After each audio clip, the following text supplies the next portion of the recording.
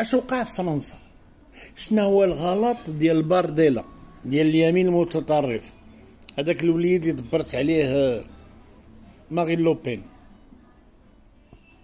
كان غادي مزيان، وفي الجوله الاولى دخلوا ليه بزاف ديال الناس وصوتوا عليهم، كان هو اللي غيربح. ما تقول لي لا عرب لا افريقيين، لا، كان غيربح. لان واخا نكونوا شحال ما كنا، ما نساوش كاين 72 و 73 مليون فرنسي وكلهم مخربقين.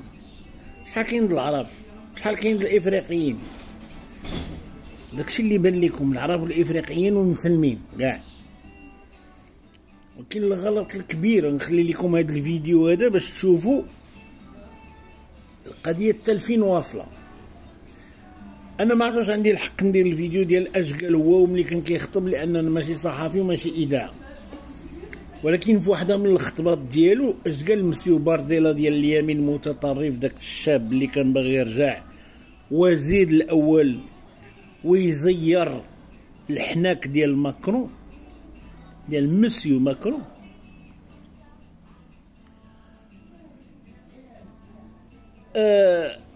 قال لهم باللي حتى شي مسؤول او منصب مهم ما خصو يكون عنده جنسيه مزدوجه، يعني يكون بحال مثلا امبابي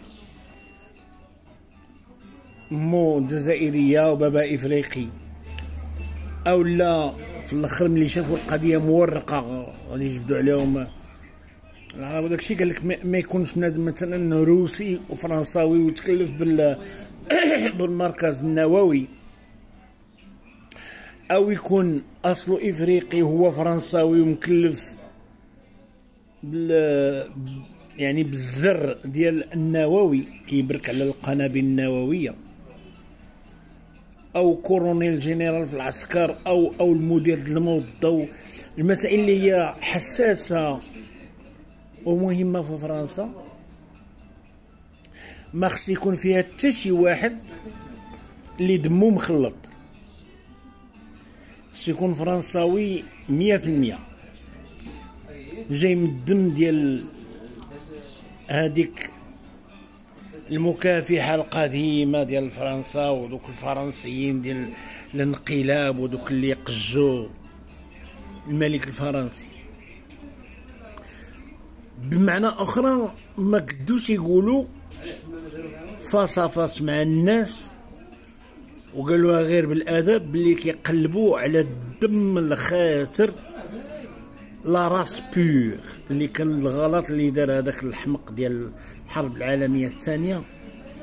كان كيقلب وكيحاول يصنع الجنس الاصيل لا راس بور ديال الجرمانيين. وبطريقه اخرى قال لك هو الناس مرحبا بهم، الخدامه اللي كيديروا الازبال وهذا ويتكلفوا بالشيبانيين وداكشي، زعما واخا يكونوا مخلطين دمهم. اما الموظفين ورؤساء المصالح وداكشي المهم خصو يكون فرنساوي 100%. جدودو هما دوك السعايا اللي قطعوا راس الملك في داك العهد، هما دوك الطلابه اللي كانوا داروا الانقلاب، هما دوك اللي كان فيهم القمل والجدم، هما دوك اللي كانوا موسخين واخترعوا الريحه باش ما يكونش فيهم الخنز، اللي كانوا كينعسوا مع الفيران في القوادس. هذاك هو الاصل الحقيقي الفرنسي، ماشي دوك اللي نقيين وجاو كيتوضاو وكيعرفوا الوضوء وخصهم يكونوا نقيين 5 المرات في اليوم. هذاك هو الغلط الكبير اللي دار. وملي غتبعوا هذا الفيديو هذا غادي تفهموا، اولا غادي تسالوا نتوما نيت، لانه بالفرنسيه كيحط تحت السؤال اش كيقول في الفيديو الفرنسي. الناس اللي في الفيديو كتعرفوهم انتم، ولكن السؤال ديال المول الفيديو كيقول فرنسا شكون فيها فرنسي ديال بصح؟ وهذاك هو المشكل اللي واقع دابا. هذا البرلمان مقسوم على 3، فيه الفرنسيين ديال الدم الخاتر وبعض الخونة اللي كيعمروا بهم الطابلوات، فيهم الفرنساويين ديال الهجرة من جميع أنواعها ومن جميع يعني دياناتها وألوانها اللي مع ميلانشون، وفيها الشيوعيين ودوك اللي باغيين خبزة يقسموها ب70 واللي لاباس عليه يتقطع عليه الراس، وفي هذاك راسي بيزنس از بيزنس ديال مسيو ماكرون اللي باغي يدير الحزب الجديد، الحزب اللي بغى يصنع في 2017 وباقي ما بغى يتصنع ليه. هذا هو المشكل ديال هاد الناس. ولكن انا بغيت نختم بواحد الهضره، نقول لكم حنا مغاربه اللي عايشين في المغرب. المغرب دوله سياحيه، دولة الكرم والاستقبال والحضارة ديالها كلها يعني مبنية على السمعة أو الصوم، يعني سمعتها سا ريبوتاسيون ديال الكرم وديال الاستقبال. Le peuple marocain toujours généreux et toujours accueillant. وكبلد سياحي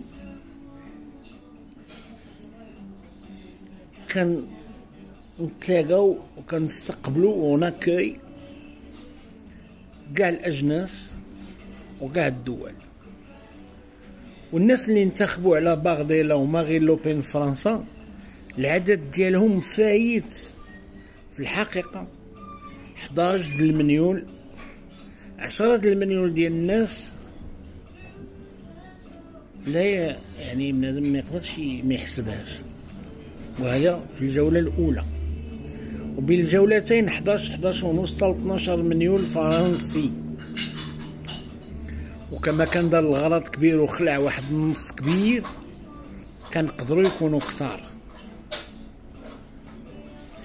فلهذا حنا ملي غيجيو الناس ننزلهم طياره ولا كار ولا عربه ولا طاكسي فيه 5 د الناس، وغيكون في البال ديالنا باللي 35% 40% ديال الفرنسيين كما كيقولوا مع بعضياتهم دي غاسيست. 12 millions de racistes, c'est comme ça que les Français appellent d'autres Français. 12 مليون ديال العنصريين هكا كيعيطوا لبعضياتهم. حنا ماشي سوقنا، حنا ما غنحسبوش بلي كاينه 40% ديال واحد الحافله هادوك عنصريين، لا حنا زبناء غنحسبوهم سواح. هادشي كنقول لكم لان شفت انا بعض اللايفات وشفت بعض التعليقات وجاتني حشومه. الناس في المغرب مغاربه عايشين بالسياحه، واللي ما واعيش او ما قاريش ما غنديوهاش فيه، شكرا.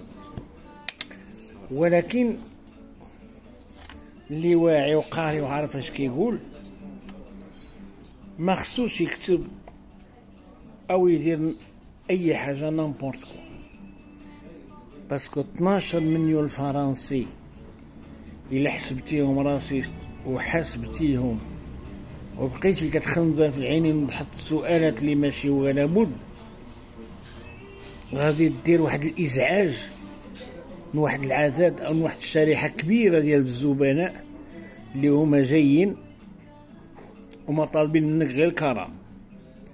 المشاكل ديالهم كيبقى بيناتهم، باقي ما تدخل فينا حتى شي حد، واللي كيتدخل فينا تنعطيوه في سياسه بلادنا، في التراب الوطني ديالنا، في الكرامه ديال صاحب الجلاله الله ينصرو ويشافيه ويطول ليه ربي في العمر ويحفظ ليه الاسره ديالته فوق راسهم ولي العهد الكريم. اللي قرب هذا الخط الاحمر ديالنا حنا تنعطيوه، ولكن مشاكلهم سياستهم انتخاباتهم هما او اي دوله اخرى حنا ما علينا الا الاستقبال والا الابتسامه، والا غادي نخسروا حتى حنا بزاف ديال الحوايج. Qui est vraiment français dans ce pays? Voyons voir. Nadine Morano d'origine italienne, Éric Zemmour d'origine algérienne, Bernard-Henri Lévy d'origine algérienne, Jean-Pierre Elkabbach d'origine algérienne, Zinedine Zidane d'origine algérienne, Jamel Debbouze d'origine marocaine, Ervin Ngapet.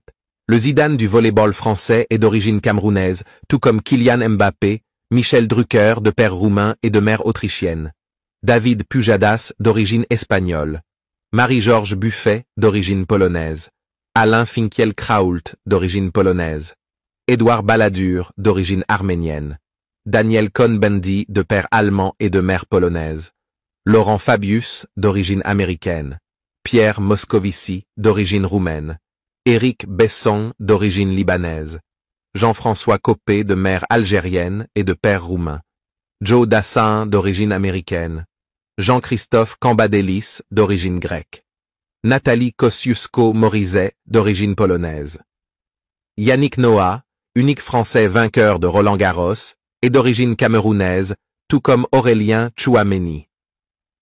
David Trezeguet, l'homme du but en or en 2000, est d'origine argentine. Christian Estrosi, d'origine italienne. Nicolas Sarkozy, d'origine hongroise. Manuel Valls, d'origine espagnole.